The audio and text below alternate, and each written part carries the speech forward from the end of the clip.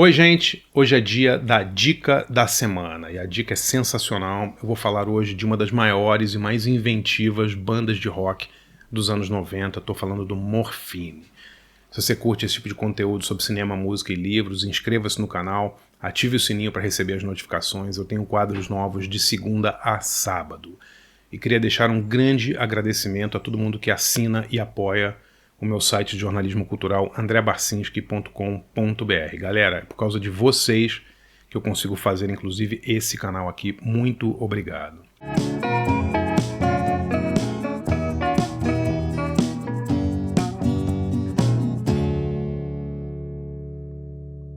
Galera, é o seguinte, em fevereiro de 2025, mais precisamente no dia 14 de fevereiro, no Cine Joia em São Paulo, vai rolar um show muito legal que eu estou produzindo por minha empresa chamada Marati, em parceria com meu camarada Leandro Carbonato, de uma banda chamada Vapors of Morphine.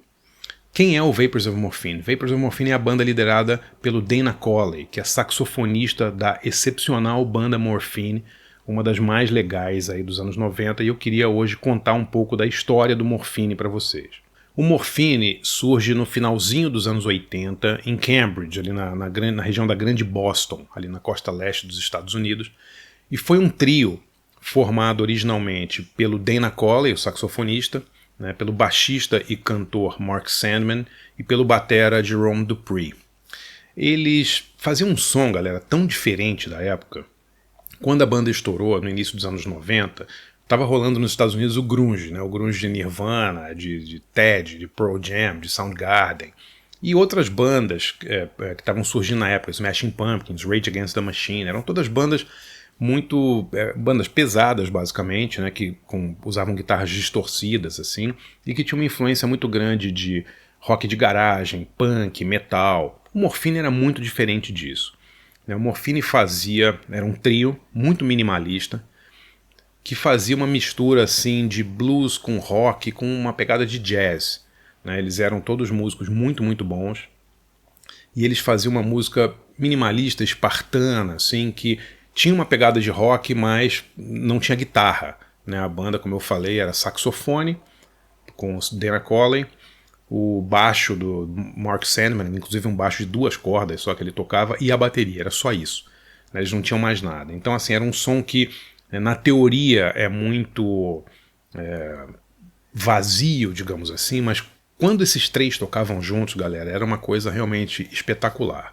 Eu tive a sorte de ver alguns shows do Morphine nos anos 90, antes da banda estourar, inclusive, porque eles estouraram.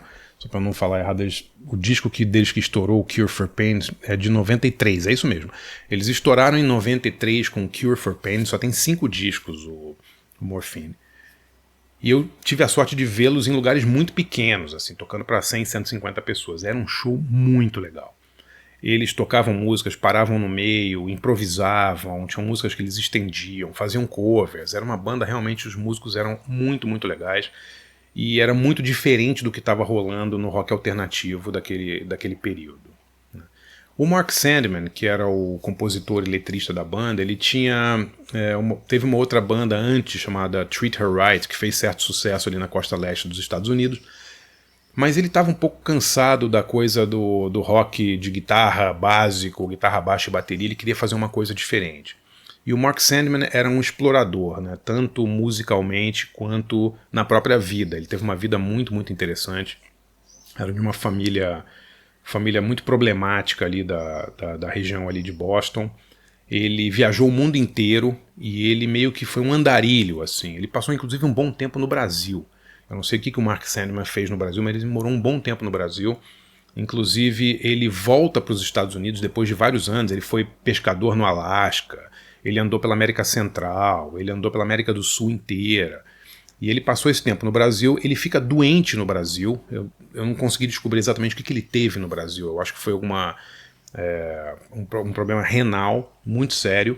E ele volta para os Estados Unidos, e é nessa volta dele, depois desse período no Brasil, que ele decide embarcar na música, e ele monta várias bandas ali na região de Boston, incluindo esse Treat Her Right. Com o final da Treat Her Right, ele monta o Morphine junto com Dana Colley e o Jerome Dupree. E a banda explode. Explode porque ela era muito criativa, ela era muito diferente. ela tem uma pegada meio Leonard Cohen, assim, sabe? Uma coisa meio de trovador, né?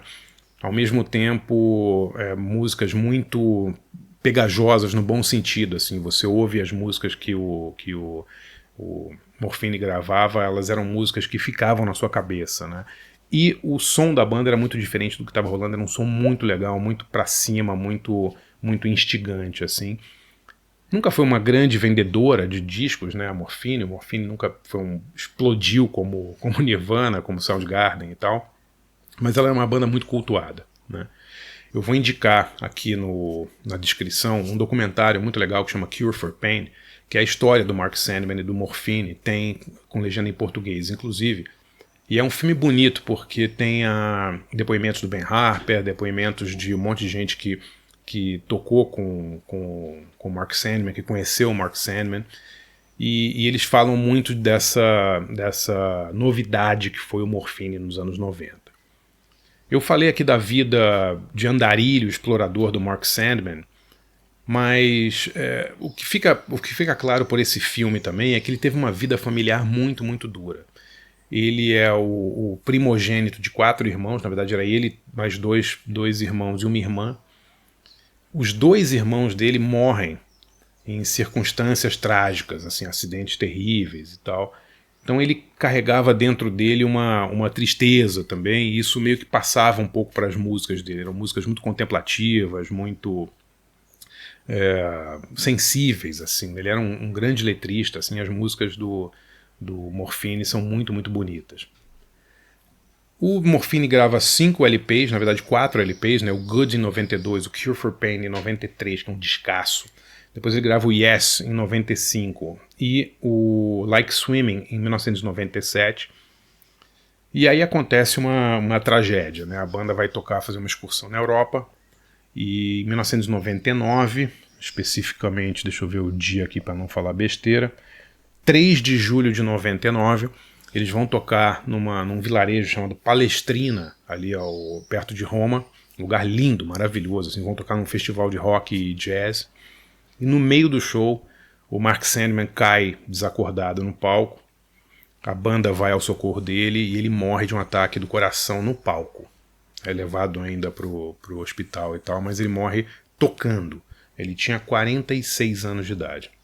A banda ainda lança um LP póstumo, que é lançado em 2000, um ano depois da morte do Mark Sandman, chama The Night, mas o Morphine acaba, infelizmente, de uma maneira muito, muito trágica. O Dana Coley e o Jerome Dupree montam o Vapors of Morphine e continuam tocando o repertório do Morphine e lançaram também vários outros discos depois